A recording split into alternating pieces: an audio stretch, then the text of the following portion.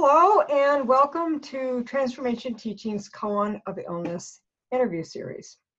A koan is an essentially unsolvable puzzle that leads spiritual aspirants to a deeper reality. Chronic illness is a koan, and it too has the potential to lead us to deeper understandings. In this series, we are bringing you the voices of people who can lead us into deeper perspectives and shed their light on this koan of illness. Any questions you might have about the interview or the topic, you can write to me at lynn@transformationteaching.com. So today we're going to be talking to Imago Inocente from New Zealand. Imago, I've known Imago since we've been together in this course for a year, so I've gotten a wonderful opportunity to hear her voice. It's a very unique one, a very interesting one, a very deep one. So I hope all of you really pay attention to many of the things that she has to say. So Imago, I know that you have multiple chronic illnesses. You've written about those on the course. And the fact that people can have many illnesses at the same time seems to be kind of misunderstood. And sometimes it's looked at as an example of people being hypochondriac because they have everything. But it's not understood that often when people get one illness, it's because of some issue that will then set off many others. And so very often people with chronic illness have multiple illnesses. And you also are a caregiver. Your husband has an illness himself. So you play several roles. You're one of the examples to me of people who actually put practices into her life. So I know a lot of people will read endless practices and talk about them, but not actually do them. And you're someone who has, and has seen the results. So I wonder if we could just start out today talking about maybe some of the things that you've done, things that you found helpful, the kind of practices. I know you've mentioned gratitude and somatic awareness and dance. So just if you could just help us understand some of the things that have been useful to you. Okay, well, thank you for that lovely introduction. And yeah, it's been a wonderful journey with you, Lynn, and I strongly encourage anybody who hasn't been on the journey to get on it. So the multiple illnesses, I think one thing that happens and did happen for me was, I started out, I had a pretty challenging childhood, and so there was quite a bit of trauma. And back in the day, that wasn't particularly well understood, so I didn't get very good care. And as time went by, that was impacting my body, and I didn't really understand what was happening. So eventually, I got what was then sort of classified as burnout. But actually, it was just my body saying, enough, this is too hard. And, it took quite a number of years to get the diagnoses that, I've written about. And sadly, what happens is when diagnoses don't arise in a timely fashion, one thing will lead to another. So basically, if we're talking about multiple chronic illnesses, for me, it's like one layered on top of the other because something hasn't been dealt with. So the system just starts to break down. And I guess that in itself was pretty, unpleasant and, made life difficult. But at the same time, I've come to understand that was also a sort of like a kind of learning journey for me. And a lot of it was about taking back my power, because that had been taken from me when I was quite young. And I needed to learn to stand on my own 2 feet and find my way. So there was that. And then I met my husband, and he had type 1 diabetes, which was extremely badly controlled. And there was a period of years during which it was, a challenge to help him to take back the control and get good management. And I'm pleased to say that, as a caregiver, that role is relatively, limited now. He's very successful at managing his own diabetes, and he works as a diabetes educator, so he's actually out in the world helping other people, which is really great. But sometimes, you know, his blood sugar will get low and I have to just notice that and say to him, you know, you need to check your blood sugar. And I think we're all the time needing to be in a caregiving role, even if we don't think about it like that, because we have people that we care about. And you might just be noticing that somebody's not looking after themselves or practicing good self-care. And so, you know, you need to step in. So in terms of your question about practices, I think that sort of was something that I came to directly as a result of, you know, learning about integral meta theory. Prior to that, I think you asked me about my inner and outer experiences of navigating my illness. And I think for the sort of earlier, like probably the first 20 odd years of it was really just, you know, going to the doctor and, you know, hoping for some help and maybe getting some pills that may or may not have worked, and then going away. And eventually when I got so fatigued that I couldn't work anymore, it was just the practice of lying down and letting my body rest. And then I sort of started to do some other things. Various, you know, different therapists would suggest things, or some friend would say, oh, I've been to see somebody, and you know what it's like. Yeah, endless suggestions, endless. Yes, and, you know, all with, you know, the greatest of intention. And you're desperate, so you'll try anything. But yeah, eventually, part of, I think, what was the big shift for me was I always had this kind of what I described as a hole inside me, this emptiness.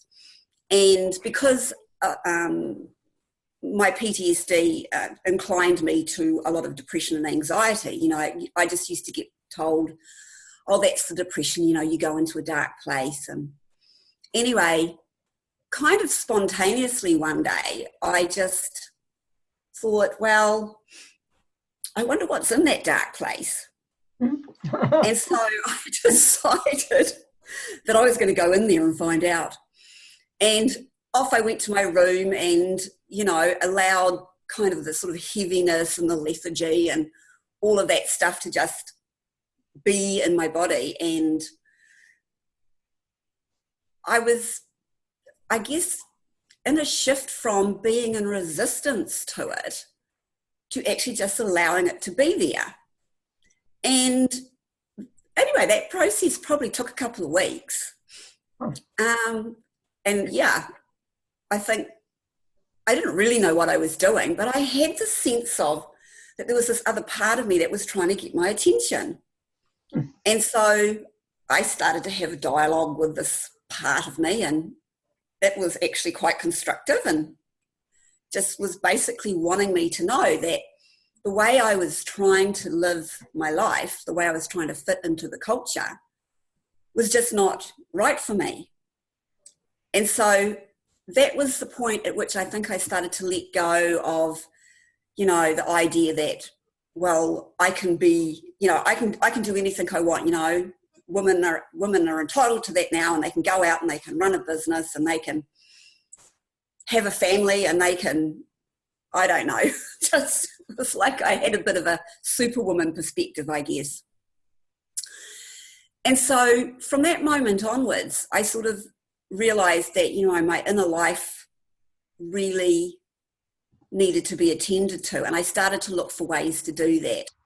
And so I spoke to a friend, and she'd had this experience at a silent retreat, and she shared with me about her experience, and I was like, oh, yes, that's what I'm talking about. And so at that point, I started to realize that that hole inside me was like a yearning, and it was a yearning for connection to spirit.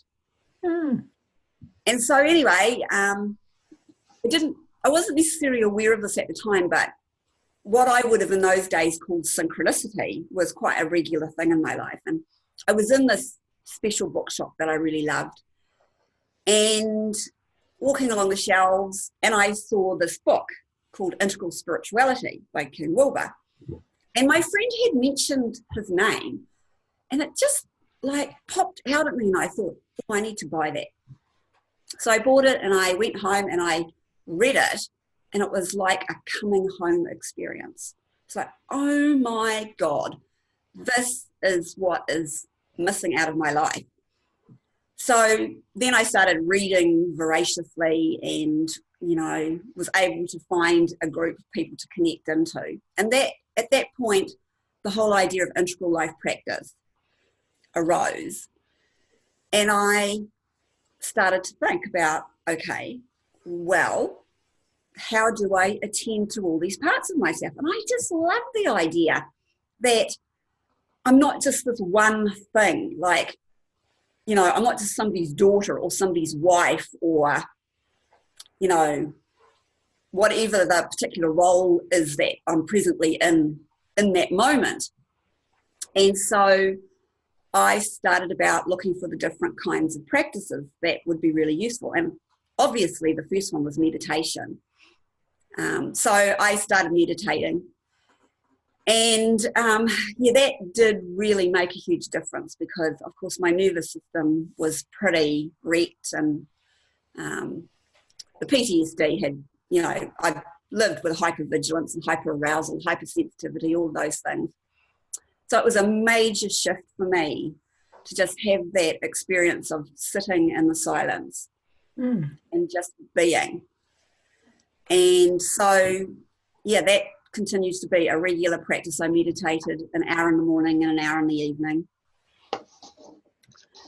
And I guess that was like the primary practice for a period of time.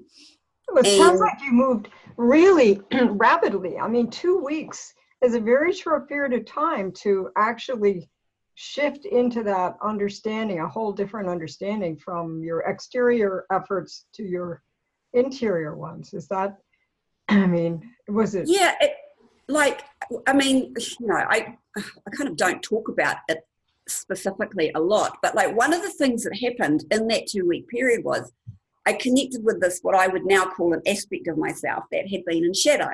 And that aspect had an extremely transformative aspect to it. It literally turned up as a personality and described to me that this was what my life was about, was to be in a transformative process. And I was not understanding that, and that basically until I understood that, I was going to be in a bad place. Wow. And so, you know, I was like, whoa. And because when I was a kid, one of my real loves was mythology. And so I started to think about it sort of from the point of view of what sort of archetypal presence might sort of express that. And anyway, my birthday is in June. I'm a Gemini, and so I'm ruled by Hermes, the magician, you know, the psychopomp. And so I really delved into that, and as a way of kind of like, how do I connect with that transformative energy? And because that had been with me since childhood, it was just like slipping on an old coat. And so I was like really open to this idea of transformation, and I started to think about myself as like I had seen myself how the culture saw me, how my family saw me, as this person who, you know, got all depressed and went into a dark place, and everybody wanted to avoid me, and that was like really wrong and bad, and I should take pills to stop that. And in the myths, there's lots of stories about going into the underworld, and that's part of the hero's journey. And I sort of thought, well, yeah, okay, so Hermes can go into the underworld because he's the psychopomp, but who else does? And then, of course, there's Persephone.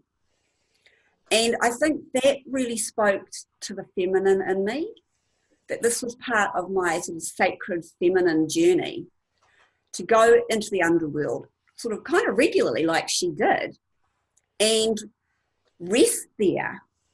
And of course, in Greek myths, the underworld is ruled by Hades, but the Romans called him Pluto. And, you know, we know, you know, that's a word for wealth. And of course, there's a massive amount of riches in the dark if you are just willing to face your fear about going in.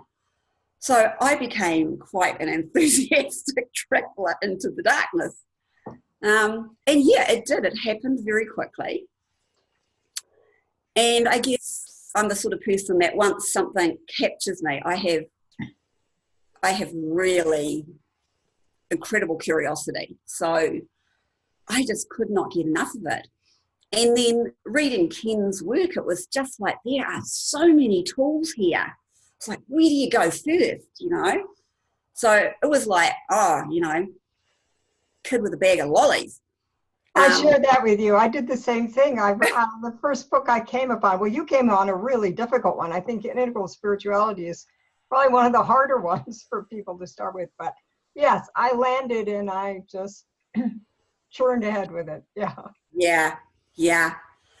So the meditation was there, and then I started to do retreats. And but you know, when this all started, I was like an avowed atheist, you know.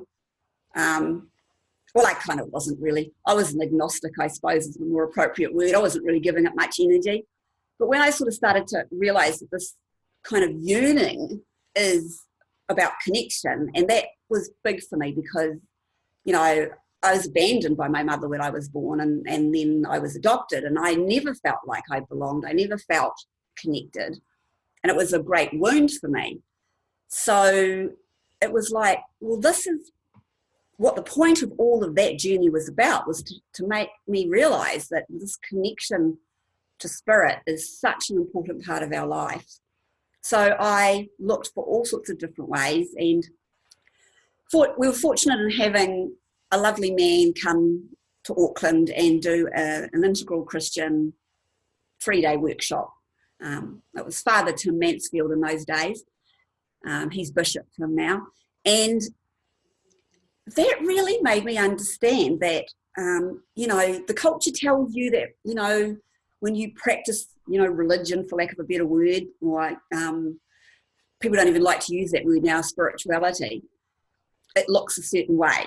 And we see it in the media all the time, and it's always portrayed kind of, you know, with shadow around it, and no wonder people don't want to go there. And Father Tim was really amazing, and he took us through the stages of faith that James Fowler had researched.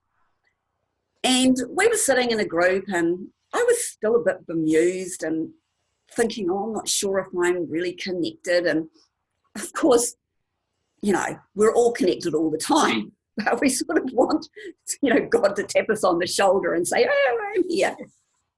And anyway, there's this beautiful woman in our integral world here called Tamara Andrusoff, and she said to me, you know, Imago, I think your church is your garden. And I think that maybe that's where you do your worshipping. And it really struck me.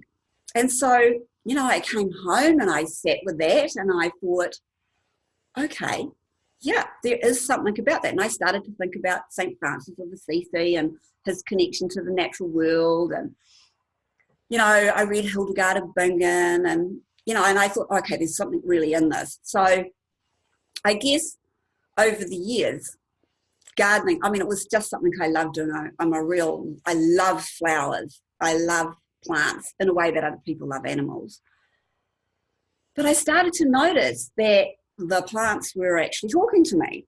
And I would be out in my garden, and then I would just be doing something, and I would have some form of epiphany. And then it got even deeper. And one of the things I'm particularly in love with about flowers is their perfume. And so when I have a lot of perfumed flowers in my garden, and I will go around when they start flowering and just smell the perfume. And one day I was out, and I've got this one particular rose that is extremely beautiful. It's an old heritage rose. And its perfume is so intense that I can smell it from my house when the wind is blowing in the right direction. Wow.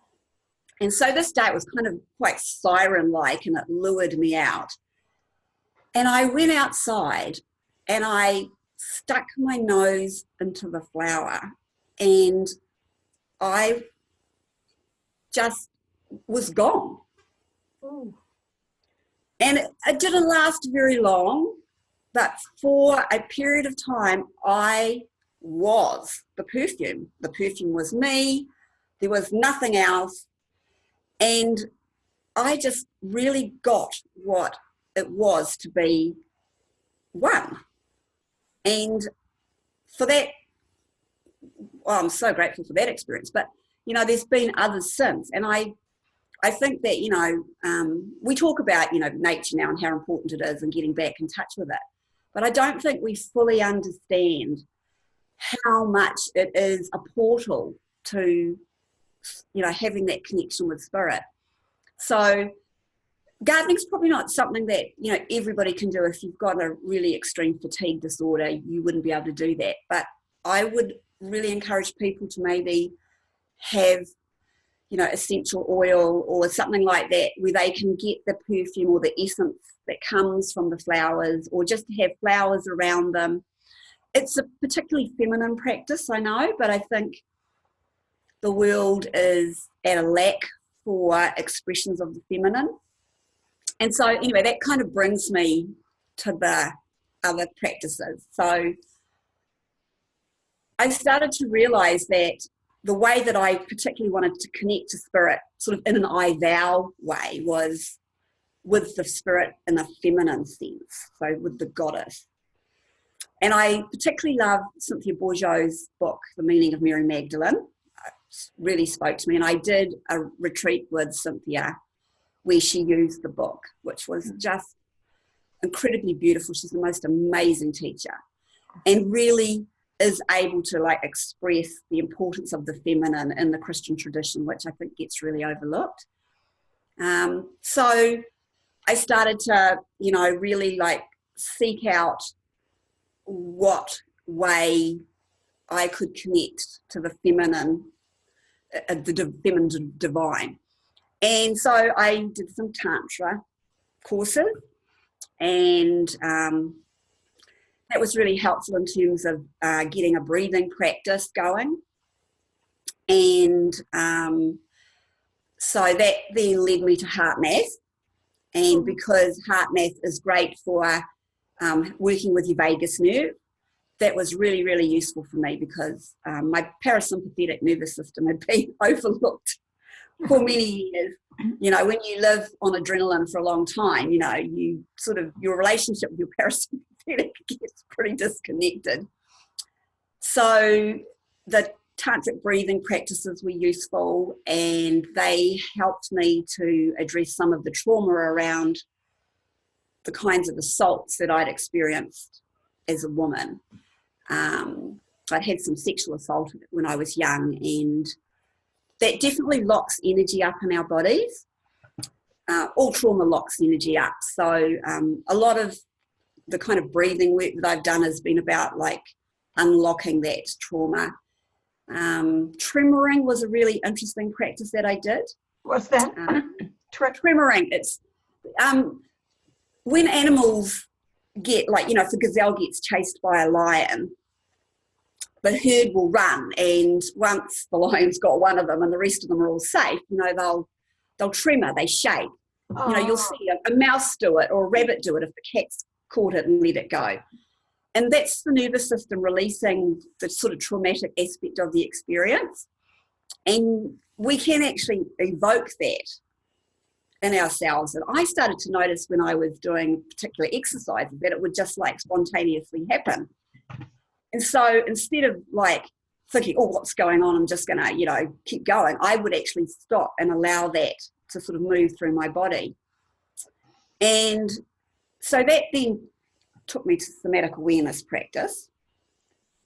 And I started to understand that, you know, we have shadow, and shadow's not just an intellectual concept or, you know, an emotional thing. It's actually like an energy thing in our bodies. And that if you can practice connecting to energy in your body through sensation or emotion, that can be really powerful. And so I sort of like over the years, I think, you know, I was considered quite intellectually sharp when I was young, and that was like my cachet. And, you know, in the world that we live in, it's like something that's really important. And as I've grown older, it's like my focus has gone from my head down into my heart. And now it's down in my gut, and about being like really kind of in my body, like really strong in my core. So, you know, I do exercises to keep my core strong. And I think one of my exercises or practices that I've been doing is walking around on the bare ground, on the ground in my bare feet, you know. So I do as much of that as I possibly can, because I think we're designed to be plugged into nature. We are nature. Nature is not separate from us. And to walk around on the damp grass in the morning is a very enlivening thing. I try to get good sunlight, especially early morning sunlight, because that's when you get the most infrared, and our bodies need infrared light. Our mitochondria need infrared light. And it's just another way of being out in nature. So that's something I really enjoy. Yeah, so the embodiment practices, I think, are really big for me at the moment. And that's something that I think for a long time, spirituality was all about getting up and out. And I'm seeing more and more now about the body is spirituality. It is as divine as everything else. So yeah. Well, I think, you know, we've had sort of a transcendence-oriented spirituality, and for me now, I think its immanence is kind of where to focus. And, you know, we are the incarnation. So I think that's really important. And I think as a woman, you know, the culture has provided a lot of really unconstructive messages about what a woman's body is or isn't, and what should be done with it or not. And so a lot of taking our power back as women is to actually like really be in our bodies and enjoy our bodies and love our bodies. And, you know, when you've got an illness, sometimes you can not like your body very much because it's a damn nuisance. Yeah. And it's causing problems. And I think that perspective in itself is actually unconstructive in terms of achieving any kind of wellness, because you're just in a battle with your body. So for me, it was like I needed to make friends with my body, and I needed to find ways to self-care that were kind of expressions of loving and honouring my body. And so, you know, the ultimate thing for me has been dance, which I was going twice a week, but I just recently had a patch of fatigue, which slowed me down quite a bit. I'm now back dancing once a week and listening to my body. So I do a dance that's called Nia, or it's kind of dance fusion. And it's lovely because it's not just dance, it's not just music, it's actually working with energy as well. So you are encouraged to notice where you are energetically before you start dancing. And then there's different levels. So you can do it very slow and gentle while everybody else in the class is, you know, really enthusiastic. And then if you feel like you want to be more enthusiastic, you can.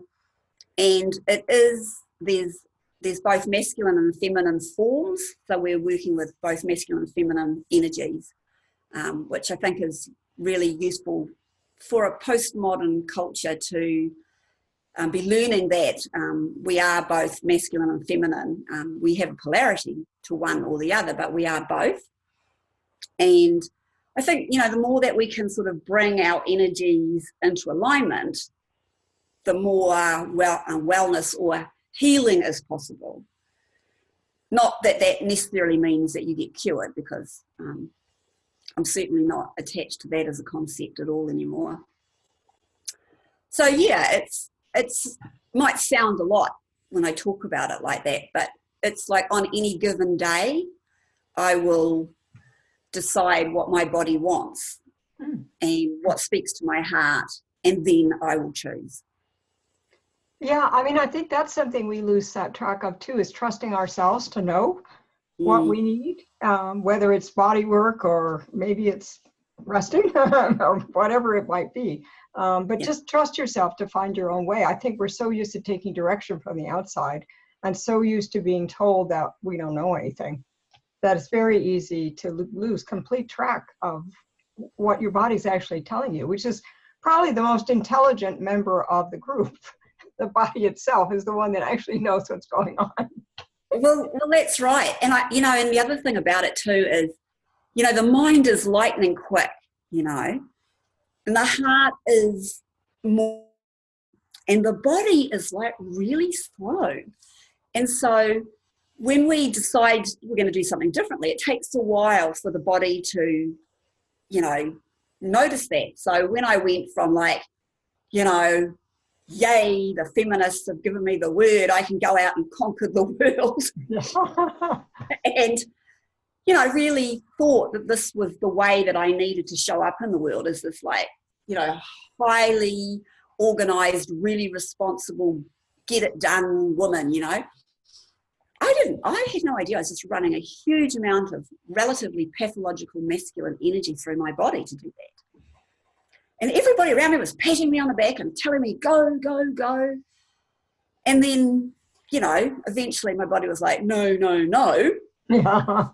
And I spent a while like sulking and feeling like, oh, this is not fair, and why is this happening to me? And being told that, it was all in my head, or, I should just pull my socks up.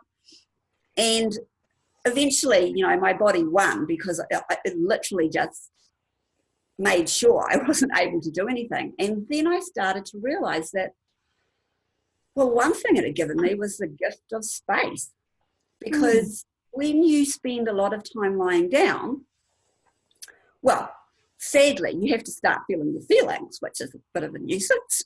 But once you get used to that and you actually see that as useful and healthy, there was a lot of time to contemplate. So we had this wee conversation about, how do I describe myself? I am a contemplative.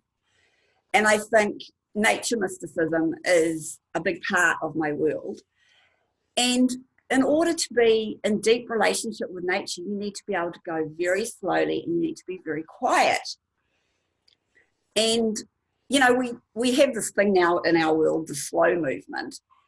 And sometimes that's just about slow food, or, maybe walking to town instead of getting in your car.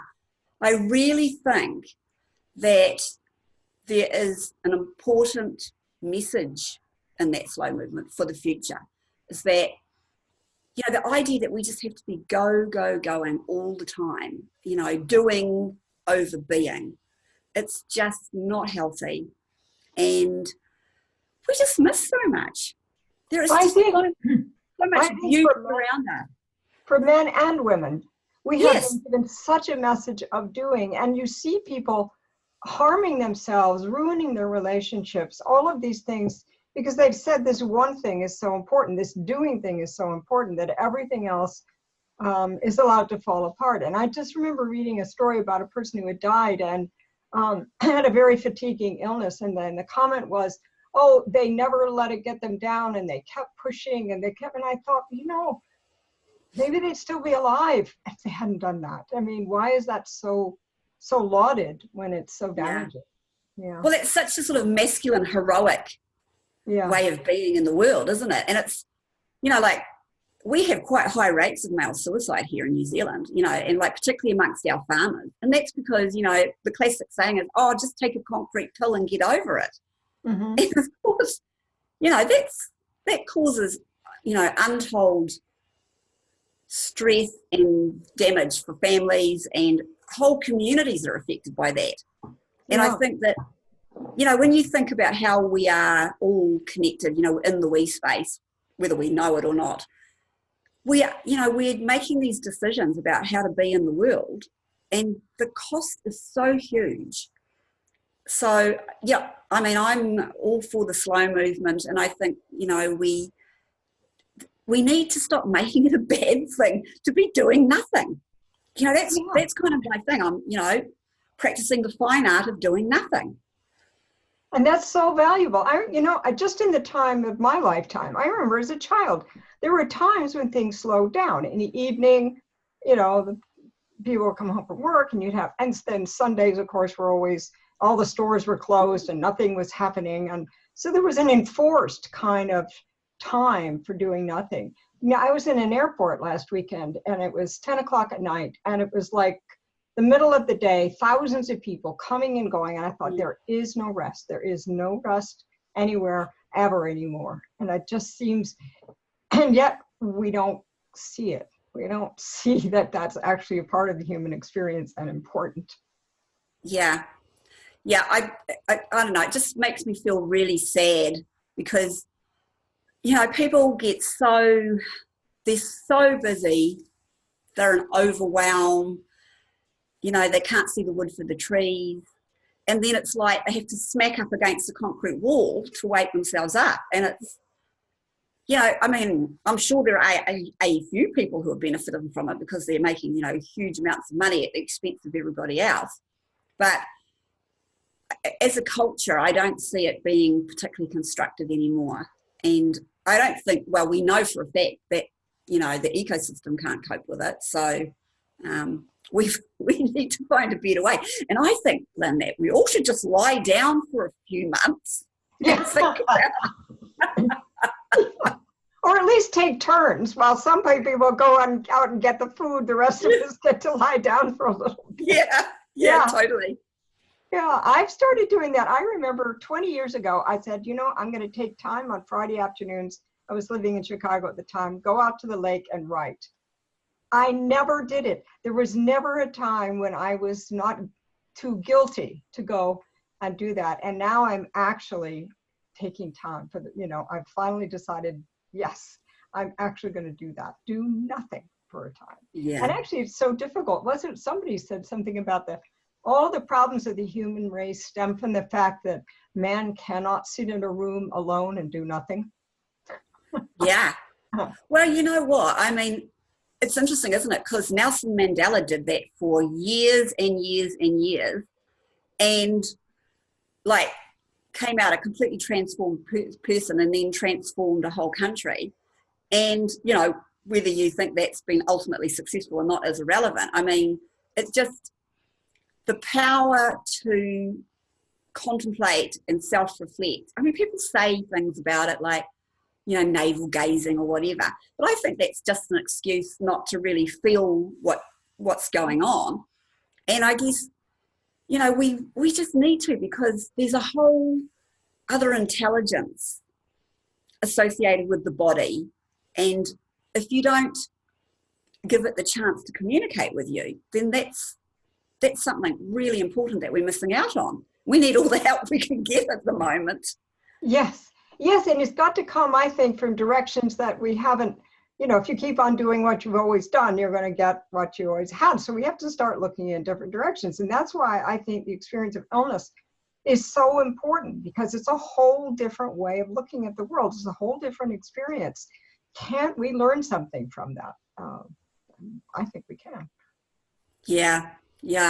I mean, I think the sort of cultural perspective of illness here still is that it's a bad thing and we need to get rid of it.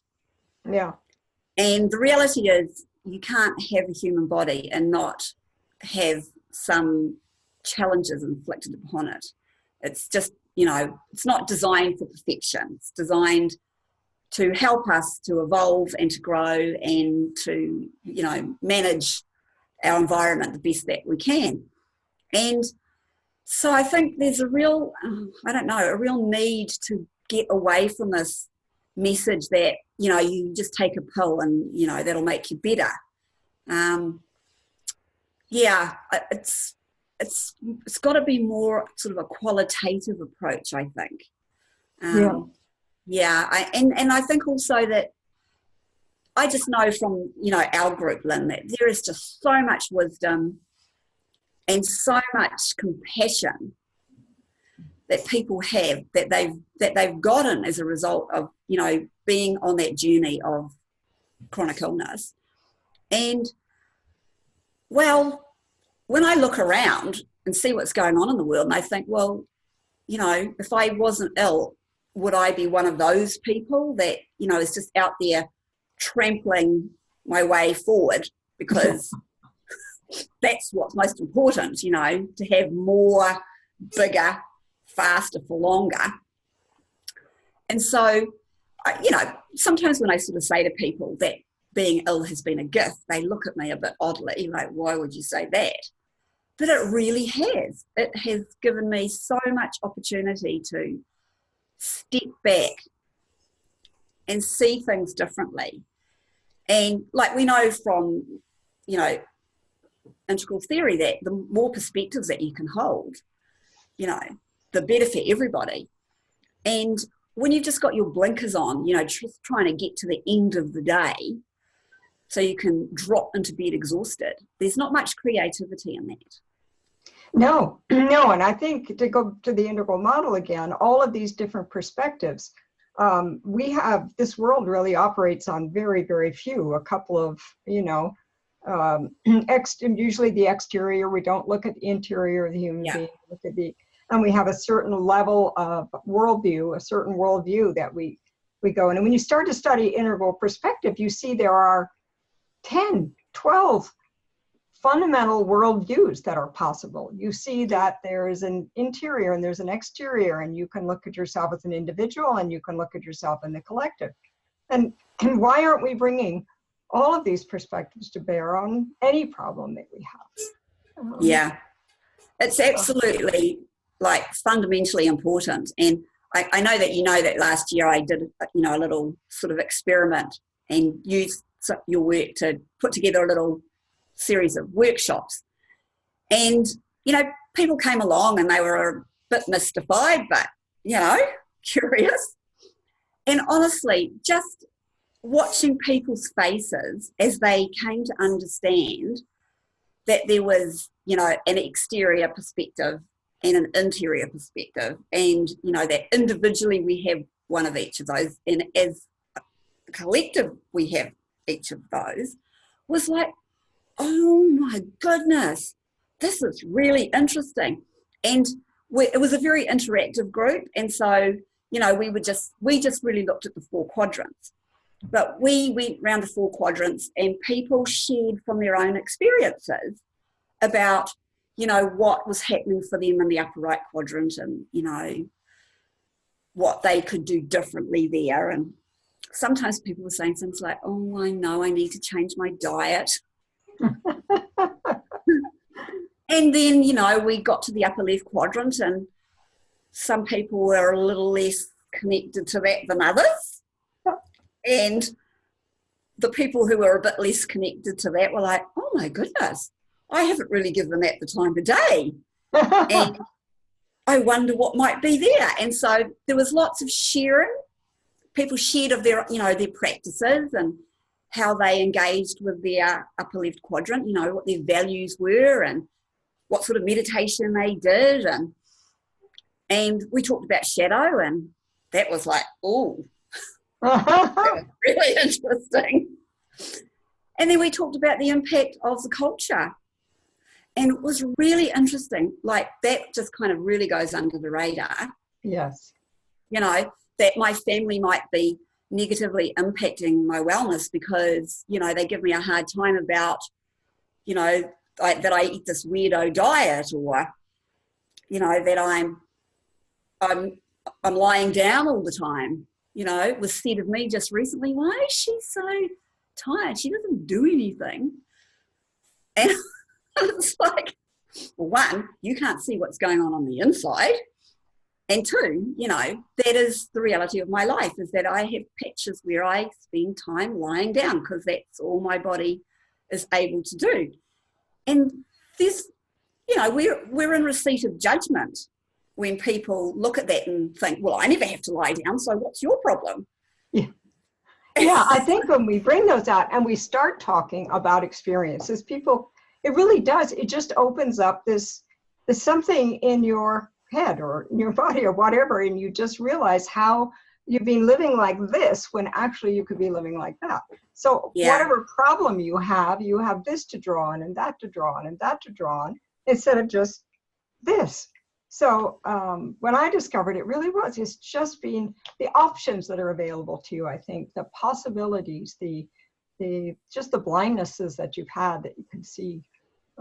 Yeah, I have loved this theory, and this theory is applied to illness is just, to me, something that, you wonder why it hasn't happened before. Why has it been so? Yeah. Well, it's really sad that it hasn't. I mean, I just see it as having huge potential. And just, for illness, because that's an issue for us, but just across so many areas. I listen to, it's called national radio. It's kind of like your PBS, I guess, would be the closest thing. It's state funded. And, everybody's got to mind their biases. And so they interview lots of people about really interesting things. And, there'll be issues arising that are, contentious. And you'll always get the either or perspective. And it's just like, this is my head in. So, can you not please have an integral perspective on this, you people? I remember using the term that integral gives us a full orchestra. Yes. Instead of just the drums and the violins, we've got some more we've got some other options. The drums and the violins is a good metaphor, actually, because it tends to be what it's like a bit. Yeah. So it's just, I don't know. I hope that, the work that you're doing and, our engagement in it can shift the culture in some way, or cut the groove deeper, or, we are impacting the causal field. So that's happening. We just need to keep doing what we're doing. And I think, for people who are unwell, it's about, letting go of the guilt or the shame, because one, that doesn't make you any better, and two, there is no need for any of that. And, learning to self-care by resting when you need to and asking for help when you need to. And, we just need to be encouraging people to be okay with that's their reality. And it's a valid reality. Everything has a process, and it shows up in the way that, spirit, it's just spirit showing up in a particular way. And we can learn from that, and we can express compassion and, help people to feel hope that things can change, that things can be better. And I think, that's a form of optimism that's not so related to illness, and we really need that. And not just the idea that someone's going to come along with a magic pill and, make it all go away. Yeah. I mean, I think that goes back to also there's this view that you should only think about the positive and never think about the negative, and illness is put over in the negative, and how that's, life is full of everything. And if we're really going to engage with life, it all interweaves within us. There's no way to separate. I mean, for every person who is well, everybody has something wrong with them. They have allergies, or they have a bad ankle, or they have, as you said, we're not perfect. And everybody who's sick is also very well. They have enormous well aspects of themselves. Yeah. So it's just, and in the culture there, everybody who's well has people in their family who is not, and is just completely together. So I think we need to recognize that. And one thing, I know we don't have a lot more time left, but I wanted to get into this idea of illness as a growth path. I can see that has been amazing for you, and what you've done with it in that direction. And I wonder if you could just talk a bit about that. Well, I'm probably, a bit loath to say that you should go and choose it as a growth path. Yeah, well, not choice, but we use what we have. Should it arise in your life that is an opportunity, I strongly encourage people to see it as it is a growth path. It's spirit opening us up, and sometimes that comes through grief because you're heartbroken that you can't be the person that you thought you wanted to be, or because, you know, it impacts on your life in hugely different ways. You know, it can have lots of financial implications, it can damage your relationships, it can do all sorts of things. I mean, you know, I don't know how theologically accurate it is, but I sort of think of it as like a via negativa, you know. Yeah. It's rich with opportunities for us to learn about ourselves and about how there are different ways to relate. So, you know, when you find that the sort of system as it is not working for you anymore, you've got to find other ways. And some of that is about relating to different systems, and some of that is about relating to your body differently. It's about relating to the environment differently. I mean, for me, I guess, you know, the sort of bit that really began the journey for me was the sort of relating to my interior in a way that I hadn't before, and then recognizing the need to be relating to spirit and how that needed to be primary in my life. And like everything in life is relationship. I mean, I think that's what all the spiritual traditions teach us. Mm-hmm. And so, you know, we just need to be all the time evolving how we relate. And so as we go through this process of, you know, engaging with different therapies and therapists and doctors and anybody that can help us, anybody that can shine a light on, you know, new possibilities, you've got to keep an open mind. You've just got to keep being able to open up to more perspectives. And so, you know, that's why the model is so beautiful, because it's just rich with opportunities to do that. And the only other alternative, as I see it, is to get stuck in some kind of victim mentality around your illness and limit yourself in terms of, you know, how you get well. I mean, if all you're prepared to do is go to the doctor and take a pill, and that pill is not really helping you, then you're just stuck. And I don't think that's constructive for any individual, and I don't think it's constructive for us as a culture. Well, I know. So I just, you know, like maybe being unwell is a bit of a boot in the bum, you know, that's how it feels.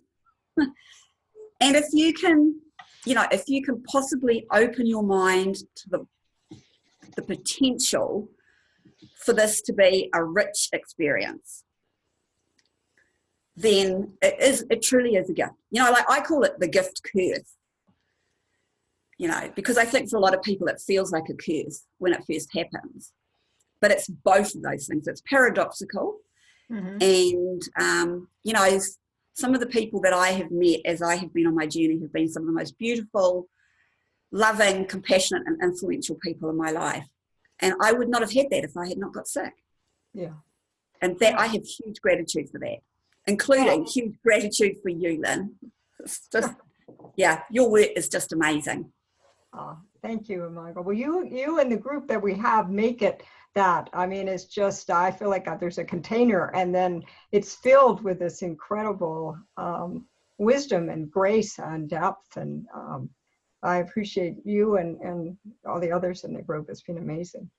I just wanted to say about the, you know, illness as a path. One of the things that's being recognized in terms of helping people to grow is disorienting dilemmas. And yes. And if illness is not a disorienting dilemma, I don't know actually what is. No. I see you just moved. Good. It looks good because the sun was coming in. You were going to it's getting me in my eye pretty soon. Yeah.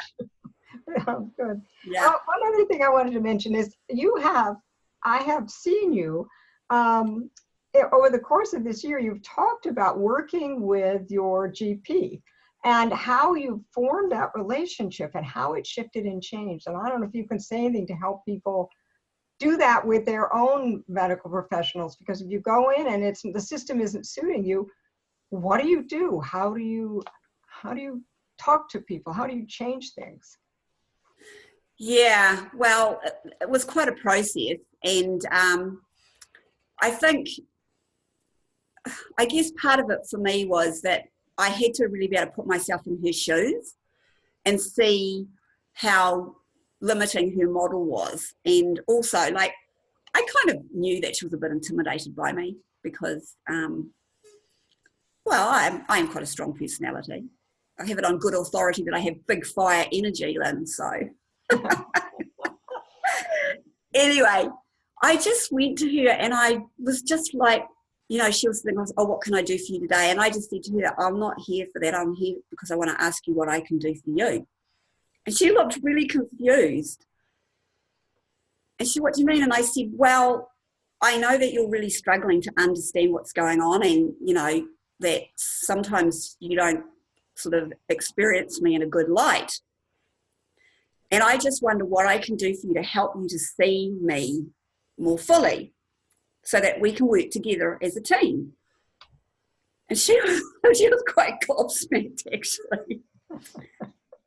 And she said, oh, I don't really know what to say. And I said, well, you know, maybe we could just start with that, you know, when I come to you, I need you to be able to hear what I'm saying. I don't need you necessarily to agree or even to understand, but I just need you to know that, you know, this is real for me. This is something that's real. I've got on good authority that, you know, this diagnosis is a real thing. And I would just like to be able to help you to understand that more. And so if you tell me what you need, then I can do that. And so she said, oh, okay, well, yes, mate, yes, we'll try that. And so she said, can you suggest anything that I could read? And I said, anything by Ken Wilber. Yes, yes. And so anyway, she had a son at university and he came back and was talking to her, and very synchronicitously, he was reading some Wilbur. Oh. And anyway, over time, she got more comfortable with me. And, you know, and so I would just all the time go in there with the perspective of, you know, yes, I need her help and I need to be in my heart because it's really busy and it's stressful. And, you know, so I would go in there and I would try to be as succinct as possible. And if I had some information that I thought would be helpful, I would take it with me. And I also kind of thought that really it was useful for us to be like two women in conversation, not her as the doctor in authority and me as the patient, and kind of, you know, frightful that I wouldn't get the help that I needed. Mm. And so, I mean, that probably, you know, I've probably had a lot of practice at developing good interrelating skills. So that was definitely helpful. And I think just that whole thing of like her being able to see that I was concerned for her, it's like it really switched the whole dynamic of the relationship. And then sort of, you know, little by little, things just got better and the relationship got warmer and warmer. And she would just be, you know, be happy to see me, and she'd say, oh, what are you doing now? Like, what's your latest practice? And she'd write it down on a piece of paper. And one time she told me, sort of, you know, by the by, it's actually been really good for me to have you as a patient because you've opened my eyes to things and now I've been able to help more people. Oh. So that's kind of an indication for me that I am showing up in the world, because what I am doing is actually having an impact on third parties just by having a more human relationship with my doctor. So I think, you know, getting out of that whole, they're the authority, they've got the power, and you've got to kind of go in there and feel small in front of them, that's not constructive at all. And you just need to try and find a way to develop the warmest and friendliest relationship with them that you can. And, you know, part of that is about, you know, making sure that you listen to them as well, and that if they give you something good, that you take it away and you actually use it. Mm-hmm. So it's about sort of mutual respect. Yeah. Yeah.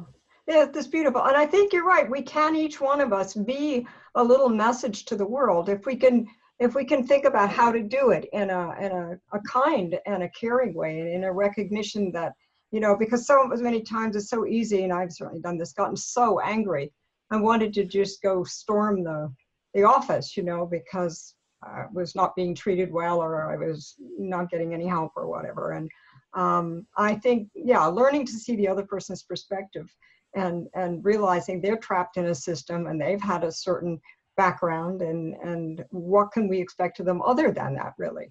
And so just broadening those horizons so everybody can be like a messenger bee in a way, Yeah, out into the yeah, larger culture. Yeah, yeah. If we yeah. think about how to, And like just remembering at the same time that, you know, sometimes when you're absolutely like just so fatigued, like when I get really fatigued, I cannot articulate myself. I become, you know, monosyllabic. And people, you know, will have intense pain or whatever. So, you know, don't expect yourself to be able to do it in those moments. yeah, It's like, it's a work of years, really, you know, if you're able to stay with the same GP. You know, I think of it as, you know, these are all relationships, whether it's a therapist or a GP or a massage therapist or, you know, a kinesiologist or whatever the particular modality is. We kind of need a team of people to look after us. And then we sort of facilitate how that team works. And that's part of our development, I think, is to see it more like as a network rather than a hierarchy. mm-hmm. And you are the ultimate person who knows your body. And Yeah, so along with the compassion, I think, you know, you do, like, kind of going in and ranting and raving is not very helpful, but you do have to practice boundary setting. mm-hmm. And so, you know, I would sometimes say, no, I'm not willing to take that drug. You know, I've researched that drug and I know it won't be helpful to me. Or, you know, I don't know what it might be, but I think that's another practice. Boundary setting is a practice. And, you know, having strong boundaries and an open heart is a really good model for how to be in the world. yeah, yeah. That's beautifully said. Beautifully said. Well, I think we can end there. I want to thank you, Imago. I always, every time I hear you speak, I just taken off into a whole raft of different ideas. So I hope people have enjoyed this. If anybody is interested in joining us, the course series starts again at the beginning of July. And you can go to the transformationteaching.com website and click on the koan of illness and find us. So we'd love to have you join us. And so thank you again, Imago, and glad you were in good form today and able to do this. Well, thank you too, Lynn. And I just want to say once again, I would strongly encourage anybody who has an illness or is caring for somebody or who is any kind of a practitioner to join us, because this is just cutting edge stuff. And, you know, it's just so amazing and so important, integral to my life. So, yeah. And it's been lovely talking to you. I always enjoy it as well. Super, super. Great. Thanks, Imago.